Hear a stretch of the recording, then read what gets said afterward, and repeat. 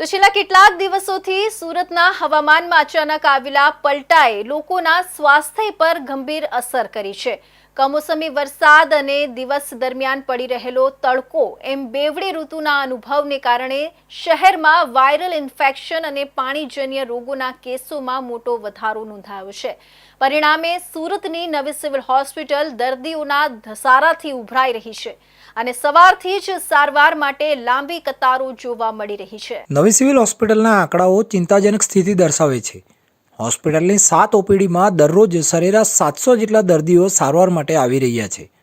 આ કુલ દર્દીઓમાંથી લગભગ 250 જેટલા દર્દીઓ માત્ર વાયરલ તાવ, શરદી, ઉધરસ અને ઝાડા ઉલટીના કેસ ધરાવતા નોંધાયા છે।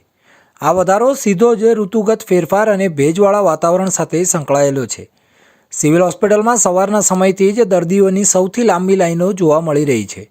ખાસ કરીને ગ્રામ્ય વિસ્તાર અને ઇન્ડસ્ટ્રીયલ એરિયામાંથી આવતા શ્રમિકોની સંખ્યા વિશેષ છે, જેઓ ઝડપથી આ રોગચાળાની ઝપેટમાં આવી રહ્યા છે। મેડિસિન વિભાગના ડૉક્ટર કેતન નાયકે વર્તમાન પરિસ્થિતિ અંગે માહિતી આપતા જણાવ્યું હતું કે હાલ આ સિઝનમાં પરિવર્તન થવાના કારણે વાયરલ દર્દીઓની સંખ્યામાં સતત વધારો જોવા મળી રહ્યો છે।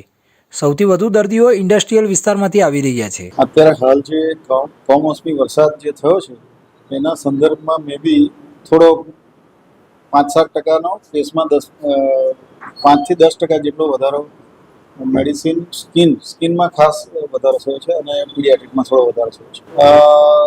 દવાનો જથ્થો પૂરતા પ્રમાણમાં છે। આપણી પાસે ગાંધીનગર GMSCLથી દવાનો જથ્થો પૂરતા પ્રમાણમાં મળી ગયો છે અને અત્યારે સ્નેક બાઇટ માટેના જે ESV હોય છે એ પણ પૂરતા પ્રમાણમાં સ્ટોકમાં આવી ગયા છે, એટલે દવા બાબતે અત્યારે કોઈ સમસ્યા નથી। ડૉક્ટર કેતન નાયકે વધુમાં ઉમેર્યું હતું કે હાલમાં દિવાળી વેકેશન ચાલતું હોવાના કારણે અન્ય નિયમિત દર્દીઓની સંખ્યા પ્રમાણમાં ઓછી છે, જેના કારણે હોસ્પિટલ સ્ટાફ હાલ તમામ દર્દીઓને પૂરતી અને સારી સારવાર આપી શકવા સક્ષમ છે।